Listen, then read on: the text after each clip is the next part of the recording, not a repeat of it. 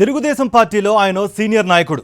గత ఎన్నికల్లో చిత్తుగా ఓడిపోయాడు. కానీ వచ్చే ఎన్నికల్లో సత్తా చూపిస్తానంటూ తొడలు కొడుతూ నియోజకవర్గంలో తిరిగాడు. కానీ అభ్యర్థుల తొలి జాబితాలో ఆయన పేరు లేదు. రెండో జాబితాలో ఉంటుంది అనుకున్నాడు. కానీ అందులో కూడా లేదని తెలిసింది. ఇలా అయితే లాభం లేదని తెగించాడు. టికెట్ ఇవ్వకపోతే ఆత్మహత్య చేసుకుంటానని నేరుగా చంద్రబాబునే బెదిరించాడట. ఓ నాయకుడి బెదిరింపుతో ఏం చేయాలో దిక్కుతోచడం లేదట చంద్రబాబుకి. ఆత్మహత్య చేసుకుంటానని బెదిరించిన ఆ నాయకుడెవరో, చంద్రబాబు నిర్ణయం ఏంటో వాచ్ ఇట్. పల్నాడు జిల్లా గురజాల నియోజకవర్గంలో టీడీపీ మాజీ ఎమ్మెల్యే ఎరపతినేని శ్రీనివాసరావు గురించి జిల్లా అంతటా తెలుసు. టీడీపీ అధికారంలో ఉండగా అక్రమ మైనింగ్ చేసి వేల కోట్లు వెనకేసుకున్నాడు. అధికారమే అండగా చెలరేగిపోయాడు. గిట్టని వాళ్లందరి మీద కేసులు పెట్టించాడు. సొంత పార్టీ వాళ్లను వదల్లేదు. పోలీసులను అడ్డం పెట్టుకుని తప్పుడు కేసులు పెట్టించి సెటిల్మెంట్లు చేశాడు. పోలీస్ పోస్టింగ్లకు రేటు పెట్టి డబ్బులు వసూలు చేశాడు. 5 ఏళ్ల పాటు గురజాలలో ఎరపతినేని అరాచకం కొనసాగింది. పాపం పండింది. 2019 ఎన్నికల్లో నియోజకవర్గ ప్రజలు మైనింగ్ డాన్ను చిత్తుగా ఓడించేశారు. గురజాలలో ఓడిపోయిన ఎరపతినేని తన మకాంను గుంటూరుకు మార్చారు. ఏడాది పాటు గురజాలలో కనిపించలేదు. ఏడాది తరువాత మెల్లగా నియోజకవర్గంలోకి వెళ్లడం ప్రారంభించాడు. వెళ్లినప్పుడల్లా 2024లో సీటు నాదే, గెలిచేది నేనే అంటూ మీసాలు తిప్పడం, తొడలు కొట్టుకోవడం ఎరపతినేనికి రొటీన్ అయ్యింది. అయితే చంద్రబాబు చేయించే ప్రతి సర్వేలోనూ ఎరపతినేని గెలవడని తేలుతూ వచ్చింది. దీనికి తోడు తెలుగుదేశంలోనే అసమ్మతి వర్గం ఎరపతినేనికి సీటు ఇస్తే ఓడిస్తామంటూ నేరుగా చంద్రబాబుకే తేల్చి చెప్పారు. నియోజకవర్గంలో తెలుగుదేశం పార్టీ పెదకమ్మ, చినకమ్మ వర్గాలుగా చీలిపోయింది. ఇలా ఎరపతినేని పరపతి నియోజకవర్గంలో పూర్తిగా దిగజారిపోయింది.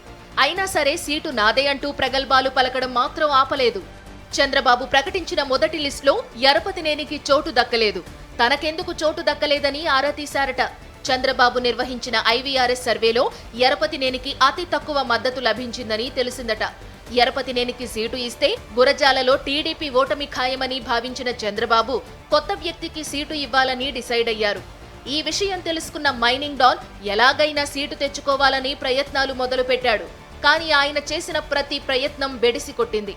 దీంతో తనకు సీటు ఇవ్వకపోతే ఆత్మహత్య చేసుకుంటానని మొదట టీడీపీ పొలిట్ బ్యూరో సభ్యులకు, తరువాత ఏపీ టీడీపీ అధ్యక్షుడు అచ్చెన్నాయుడుకు సమాచారం పంపించాడట. కానీ అందరూ ఎరపతినేని మాటలను లైట్ తీసుకున్నారు. దీంతో ఎరపతినేనికి గురజాల సీటు కేటాయించకపోతే రాజకీయ మరణం తథ్యమని తేలిపోయింది. అందుకే చివరగా ఈ ఒక్కసారికి సీటు ఇవ్వమని బతిమిలాడాడట. అయినా టీడీపీ అధినేత చంద్రబాబు పట్టించుకోకపోవడంతో తనకు సీటు ఇవ్వకపోతే చచ్చిపోతానని అధినాయకుణ్ణే బెదిరించాడట.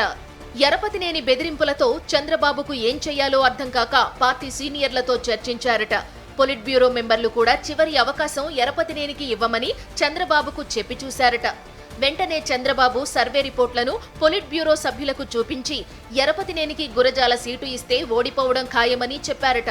కొత్త అభ్యర్థికి సీటు ఇస్తే కొంతవరకు అవకాశాలున్నాయని చెప్పారట.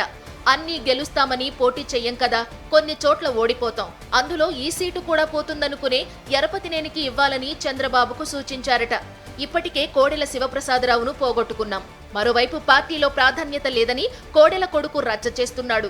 ఇప్పుడు ఎరపతినేని కూడా తొందరపడితే పార్టీకి పెద్ద మైనస్ అవుతుందని సీనియర్ నాయకులు చంద్రబాబుకు సలహా ఇచ్చారట. ఓడిపోయినా సరే ఎరపతినేనికి సీటు ఇవ్వాల్సిందేనని చెప్పడంతో చంద్రబాబు సరే అనక తప్పలేదట.